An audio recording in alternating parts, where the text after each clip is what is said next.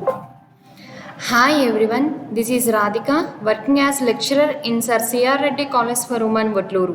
In this video session, I would like to discuss about the topic setting up freshwater aquariums in the ornamental fishery cluster paper for 6th Sem BSc Fishery students.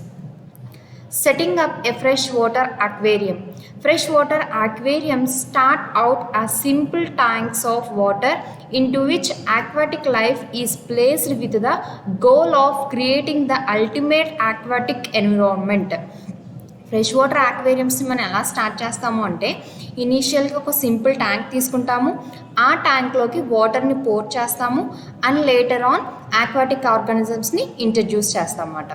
A little extra care and patience in the beginning will go a long way toward creating a healthy and problem-free aquarium for years to come.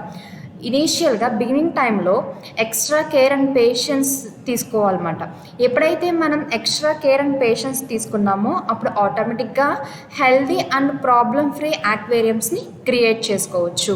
ఇక్కడ ఏమంటున్నారు అంటే fresh water ఆక్వేరియంస్ని మనం ఎలా start చేస్తాము అంటే ఇనీషియల్గా ఒక సింపుల్ ట్యాంక్ తీసుకుంటాము, దాంట్లోకి వాటర్ని పోర్ చేస్తాము అండ్ లేటర్ ఆన్ ఆక్వాటిక్ ఆర్గానిజమ్స్ని ఇంట్రడ్యూస్ చేస్తాం అన్నమాట. బిగినింగ్ టైంలో ఎక్స్ట్రా కేర్ అండ్ పేషెన్స్ అనేది అవసరం అన్నమాట. ఈ ఎక్స్ట్రా కేర్ అండ్ పేషెన్స్ వల్ల మనం హెల్దీ అండ్ ప్రాబ్లమ్ ఫ్రీ ఆక్వేరియంస్ని క్రియేట్ చేసుకోవచ్చు. Next, location. Before any work is done with the tank itself, determine the best location for the aquarium. ఆక్వేరియంకి best ప్లేస్ని చూస్ చేసుకోవాలి. It should be placed away from windows, heat vents and air conditioners. ఈ ఆక్వేరియంస్ని విండోస్కి కానీ heat vents కానీ లేకపోతే air కండిషనర్స్కి దూరంగా ఉంచాలన్నమాట. Rapid changes in temperature are extremely stressful to fish and direct sunlight will quickly turn your beautiful tank into a murky green algae farm. ఈ ఎప్పుడైతే టెంపరేచర్లో ర్యాపిడ్గా చేంజెస్ తీసుకోవడం వల్ల టెంపరేచర్లో ర్యాపిడ్ చేంజెస్ వల్ల ఫిష్ అనేది స్ట్రెస్కి గురవుతుంది. అండ్ యాజ్ వెల్ యాజ్ ఎప్పుడైతే ట్యాంక్కి సన్లైట్ ఎక్స్పోజ్ బాగా అవుతుంది అనుకోండి, అప్పుడు ఆ బ్యూటిఫుల్ ట్యాంక్ అనేది ముర్కీ గ్రీన్ ఆల్గే ఫామ్ కింద కన్వర్ట్ అయిపోతుంది అన్నమాట. మనం ట్యాంక్ని గుడ్ ప్లేస్ చూస్ చేసుకొని ట్యాంక్ని అనేది ప్లేస్ చేస్తాము. ట్యాంక్ అనేది విండోస్కి, హీట్ వెంట్స్కి, ఎయిర్ కండిషన్స్కి దూరంగా ఉండాలి. అండ్ ఎప్పుడైతే టెంపరేచర్లో ర్యాపిడ్ చేంజెస్ వస్తున్నాయో అప్పుడు ఆటోమేటిక్గా ఫిష్ అనేది స్ట్రెస్కి గురైపోతుంది. అండ్ యాజ్ వెల్ యాజ్ ఎప్పుడైతే ట్యాంక్ అనేది బాగా సన్లైట్కి ఎక్స్పోజ్ అవ్వడం వల్ల ఆ బ్యూటిఫుల్ ట్యాంక్ అనేది ముర్కీ గ్రీన్ ఆల్గే ఫామ్ కింద కన్వర్ట్ అయిపోతుంది అన్నమాట. Next, also keep in mind that water weighs about 8 pounds per gallon. That means 20 gallon aquarium will weigh almost 160 pounds. మనం ఏం గుర్తుంచుకోవాలంటే ఒక గ్యాలన్ వచ్చి 8 pounds ఆఫ్ వాటర్ని వెయిట్ చేయగలదు. దట్ మీన్స్ అంటే 20 gallon ఆక్వేరియం అనేది ఎంత వెయిట్ చేయగలదు? 160 poundsని వెయిట్ చేయగలదు అనమాట. Be sure your floor will support this amount of weight. మనం అక్వేరియం ట్యాంక్ యొక్క ఫ్లోర్ అనేది ఈ వెయిట్ని సపోర్ట్ చేస్తుందో లేదో చెక్ చేసుకోవాలన్నమాట.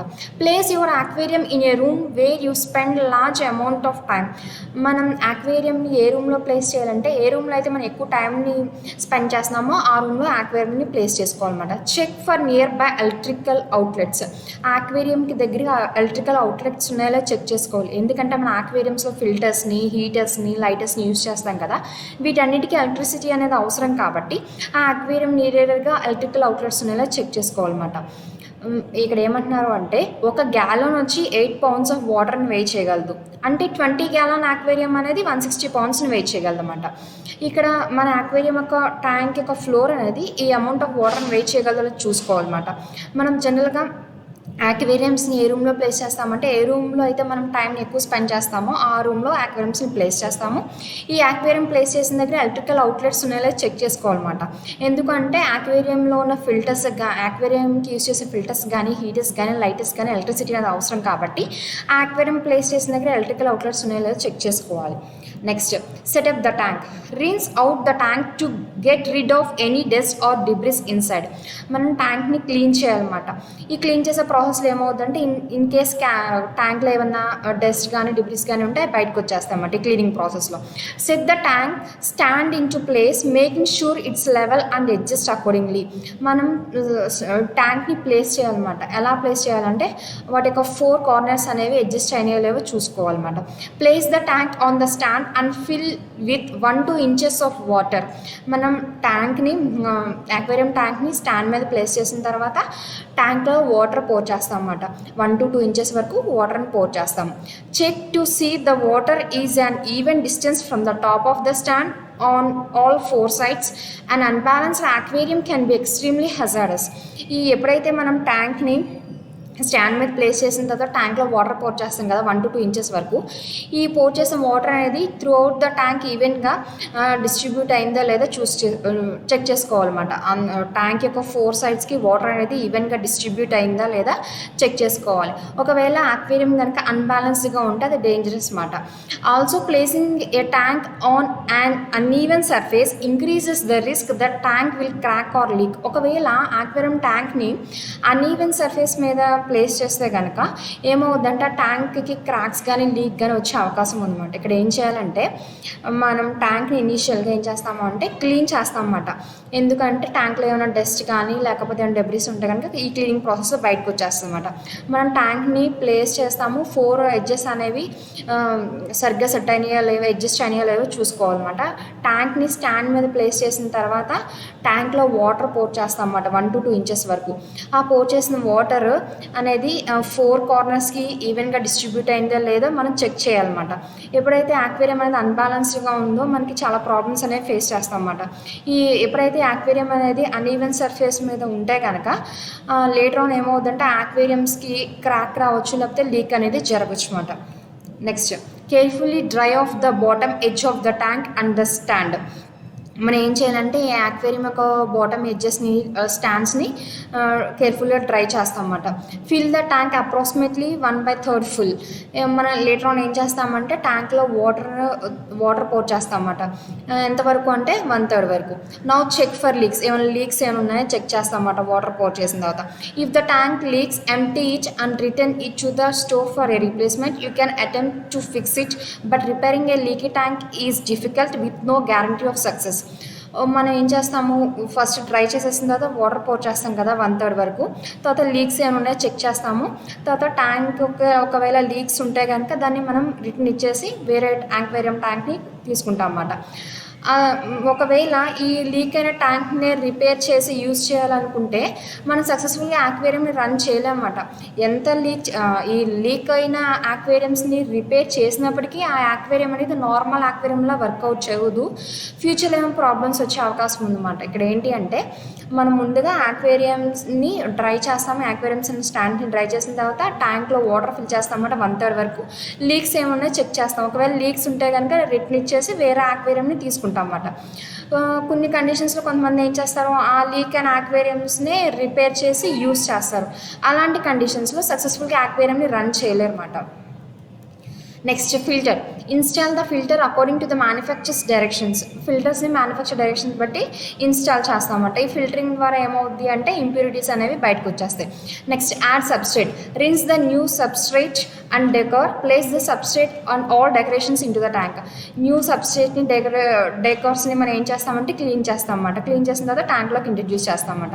You can use a commercial bacteria additive or you can use 1 to 2 cupfuls of substrate from an existing aquarium. The existing substrate contains beneficial bacteria. ఇక్కడ ఏమంటున్నారంటే కమర్షియల్ బ్యాక్టీరియా ఎడిటివ్ని యూజ్ చేయొచ్చు, లేకపోతే ఎగ్జిస్టింగ్ అక్వేరియంలో నుంచి 1 to 2 cupfuls of సబ్స్ట్రేట్ని use చేసుకోవచ్చు.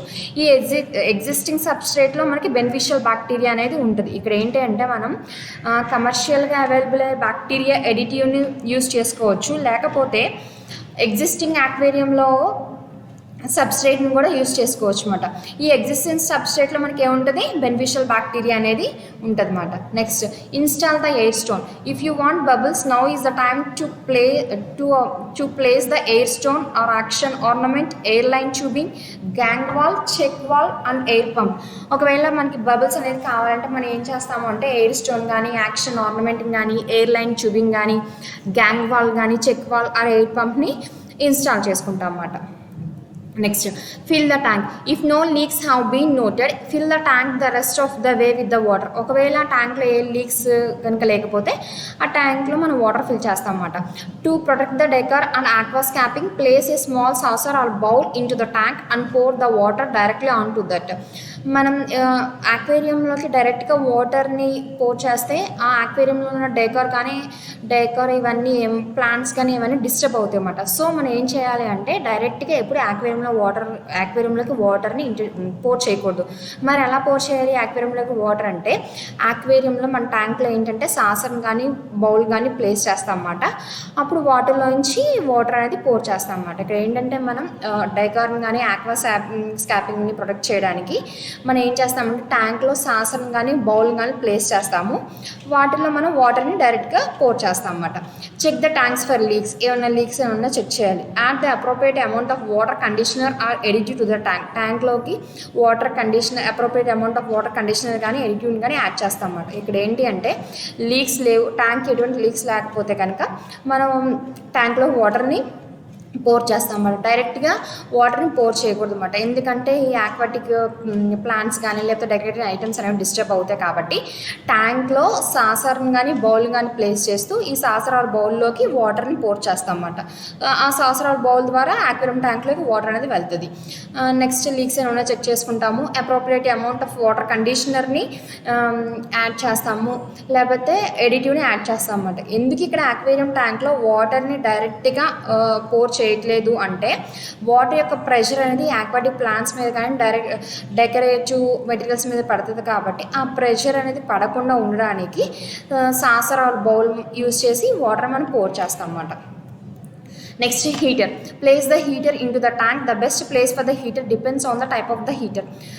మన ట్యాంక్లోకి హీటర్ని place చేస్తాము. Heater యొక్క ప్లేస్ అనేది దేని మీద డిపెండ్ అవుతుంది, హీటర్ యొక్క టైప్ని బట్టి దాని యొక్క ప్లేస్ అనేది డిపెండ్ అయి ఉంటుంది అన్నమాట.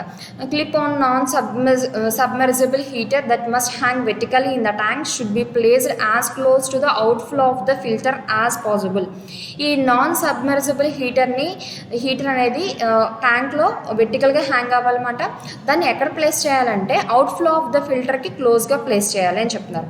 Next, submersible heaters should be placed as close as possible to the inflow of the filter.